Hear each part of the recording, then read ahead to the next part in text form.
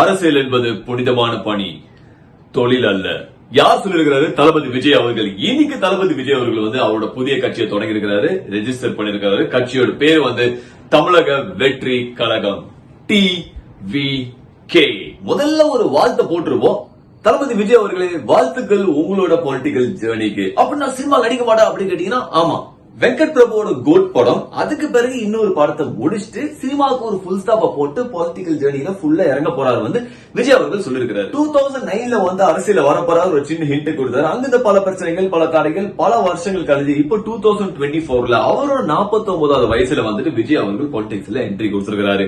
காவலன் படத்துல ஆரம்பிச்ச பிரச்சனையா அங்க தலைவா மெர்சல் பல ஆளும் கட்சி கூட அவருக்கு பல பிரச்சனைகள் இருந்ததும் அதுல நம்மளுக்கு கிளியராவே தெரியும். 2024 நடக்கக்கூடிய நாடாளுமன்றம் தேர்தல் அதுல நிக்க மாட்டேன் கிளியரா சொல்றாரு. ஏன்னா 2 months தான் இருக்கு. இனி வரக்கூடிய 2026 சட்டமன்ற தேர்தலில் திமுக, அதிமுக, பாஜக, காங்கிரஸ், சீமான் அவர்கள் அது போல சில பல கட்சிகள் எல்லாத்தையும் ஏத்து நின்று தனியா நிக்க போறாரு. இன்னைக்கு அவர் கட்சியை ரெஜிஸ்டர் பண்ணி அனௌன்ஸ் பண்ணிட்டாரு. 2 years டைம் இருக்கு. ஒரு பிரிப்பரேஷன் டைமா இருக்கட்டும், மக்கள் கூட ஒண்ணு கனெக்ட் பண்றதுக்கு.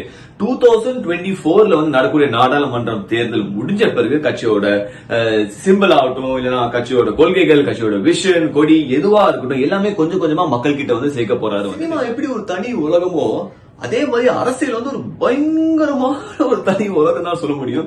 ஈஸியா டீ கடையில ஏரியா உட்கார்ந்து அவர் அப்படி பண்ணிருக்கலாம், இவர் இப்படி பண்ணிருக்கலாம், விமர்சனம் பண்ணிடலாம். ஆனா உள்ள இறங்கி பார்த்தாதான் தெரியும் அந்த வழி என்னன்னு.